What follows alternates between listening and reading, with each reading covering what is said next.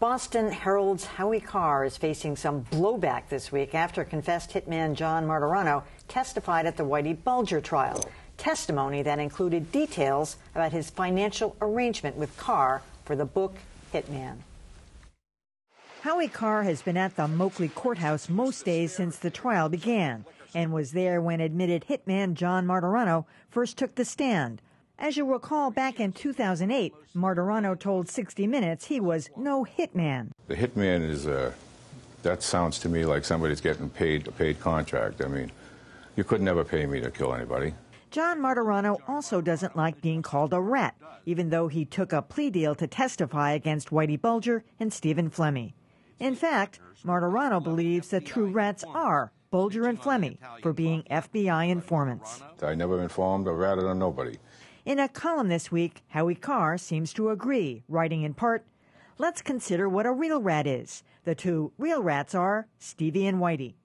Carr also admits he split the profits from his book Hitman with John Martorano, something he told me in 2010. I mean, did he ask you for anything? Did he want to cut of the deal, the book deal? Yeah, he's being paid. He's getting some of the, he got some money from me. He got part of it. I mean, that's obviously one of the reasons he did it. But now Howie's business deal with Martorano isn't going down well with some Herald readers who blasted off comments like this. "What about the victims' families? What did they get, scumbag? Howie is the real rat in this." On his radio show, Carr acknowledged the backlash. I'm just going to throw it out there today, just for the first segment or so. If you want to give me grief or tell me I did okay, I'll do that. I'll try to explain what I did. Meanwhile, Carr failed to show in court for the last of Martorano's testimony, prompting this comment: "On a day when Whitey and Martorano are 10 feet apart in court, you decide to get free hair plugs? No tweeting and no radio show? That's stupefying." Go figure. Well, there's a couple things here. I mean, I can understand why Howie Carr got into a book deal with John Martorano. I mean, it's exciting. It's sexy. I mean, he got the interviews. You know, we saw 60 Minutes had it 5 years ago, but he got him to sit down and cooperate and tell him all the stories. I think if there's anything that's crossing the line here in the column, it was taking John Martorano's side on this. And this is, you know, I'm not going to make any journalistic arguments here because Howie Carr is a columnist and he has the right to any opinion he wants, but putting it out there and defining what a rat is when clearly they all are. I mean, it's just, you know, I mean, that's the problem. And that was the blowback. He was kind of dismissing these people, he called them trolls on the airways, you know, all these trolls who don't like me. But he took a poll, an unofficial poll on WRKO, and 2/3 of the people polled said he shouldn't have done this. He shouldn't have gotten into the deal with it. I'm not even arguing about the deal. I'm just saying he didn't have to go so far as to take his side. Yeah, it hasn't been a good week for Howie Carr, that's for sure. I mean, here's somebody who has presented himself as one of the very few journalists who was willing to tell the truth about Whitey Bulger and his gang. And, you know, he certainly did show some courage. I mean, at one point, supposedly somebody tried to take out Howie, and he has justifiably gotten a lot of praise for that. But now he comes out as almost an advocate for John Martorano, who people look at the case and they say, other than the luck of the draw, how is this guy any better than Whitey Bulger? I mean, if you go by the official government count, Martorano killed 20 and Whitey's accused of killing 19. So, you know, how does this work out? I am a little bit surprised at the amount of outrage there's been over the money this week, because I did think that was generally known, but maybe we know more about the details now. Well, hearing it come from John Martorano, he didn't have it exactly right either, as Howie confesses. He got a lot more than he said he did. Yeah, I think Martorano got 70,000 and Howie got 40,000, something like that. I asked Howie about it, as you saw, but it didn't get a lot of lift at the time when the book came out. Yeah, timing is everything.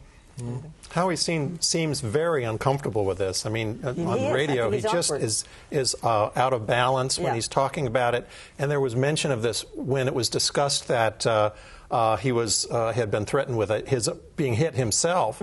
He said he wasn't going to say anything about it until it came out on 60 Minutes. And then he began to talk about it. It was a kind of a peculiar way of looking at it. I want to say one thing. When a month ago when we started talking about this trial, I was the one person on the panel who said that I didn't think the trial should be televised. Everybody else thought it was a great idea. I have changed my mind. Right. I think this needs to be televised, and I'm very uncomfortable with how personal the coverage has been from people who know this so well, who know the characters so well. I want to see what's happening in the trial. For myself. Yeah.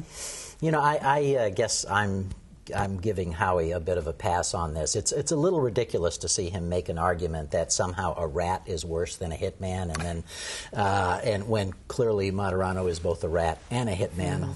Exactly. I mean, those things when you're trying to parse the semantics of all this gets a little bit silly. But Howie Carr is an entertainer. I really think he crossed the line from being a journalist a long time ago, and he had the opportunity. You said it, Emily. He had the opportunity to tell a story of somebody whose life is fascinating, and he told it clearly because there was the deal that they were going to split the money. He wasn't going to trash Martorano and make him out to be a very uninteresting and despicable person, because that wouldn't sell books. So Howie wrote the book in such a way that it would be at least, you'd get some sense of a character there, and it's a stretch. But, you know, all in all, this is Howie Carr being Howie Carr. And I'm not so sure, Dan, that this isn't a good week for Howie Carr. Yes, he's off balance and so forth, but he is getting a lot of hits on that book. The cover of that book is out there in a lot of places, and I'll bet you'll see a spike in the sales on that very soon. We'll have to check Amazon. Yes, so check Amazon. Okay, so we here are perhaps part of this discussion is making the fine distinction between journalist and entertainer. But for the people who are commenting, that doesn't really make a difference. The bottom line is, where was your integrity and morality as whomever you are, however you define yourself, in getting in bed with someone who admittedly has killed 20 people?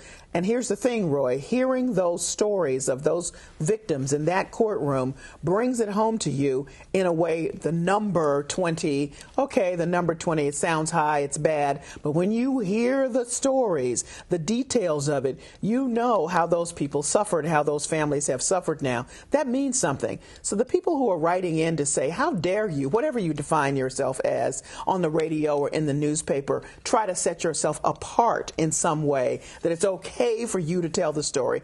You know, first of all, fess up and say, I wanted the money, I took it because I wanted to write a story. I think the guy is just as colorful as he wrote him because of what we're now learning in the courtroom. And, you know, stand up and take it and said, I wanted the money. I wanted the money. I wrote it because I wanted the money. End of story. Well, that's not basic. I mean, I don't like the basic. But he went one step further, which is my point, and kind of embraced the guy's, you know, because it's sharing the money. You know? Well, well, that too. But my point is that in the uncomfortableness, as you put it out in the piece, to me it comes across as, I'm not so bad. I took the money, but there's a higher purpose for me to tell the story. Blah blah blah. No, it isn't. You want to tell that you want the money. Okay. Yeah. He also did go on to say that John Martorano really isn't a bad guy. Yeah. Yeah.